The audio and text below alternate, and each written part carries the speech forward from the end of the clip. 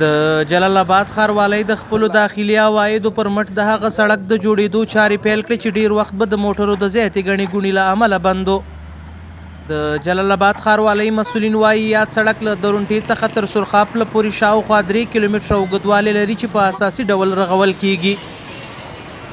نن موږ او تاسو چې د ټول ښار او همدارنګه د ټولو ښاریانو لپاره یو مهمه او حیاتي پروژه چې د درونټې څخه تر سرخاب پل پورې دغه سړک چې د ډېرو کلونو راهیسې همدغسې د مکاره پاتې شوی و، اساسي کارونه یې پاتې وو.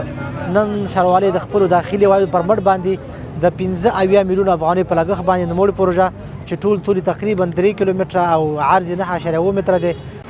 په ورته مهال ځایي اوسیدونکي وایي د دغه سړک له جوړېدو سره به یې شته ستونزې حل او په تګ راتګ کې به ورته اساني رامنځته شي. سړک اول خو د امارت اسلامي نه ډېره مننه کوم او قدرمن والي صاحب نه ښاروال صاحب نه ډېره مننه کوم چې واقعتا چې دغه پروژه دلته تمویل شو.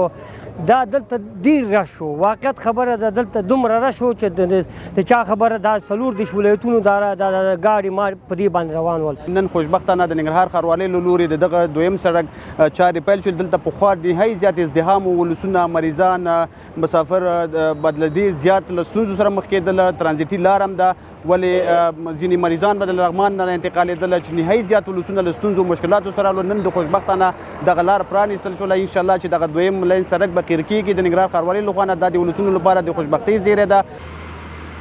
د جلال آباد ښاروالۍ د معلوماتو پر بنسټ روان کال د خپلو داخلي عوایدو پر مټ ګڼې انکشافي او پراختیایي پروژې عملي کړې دي.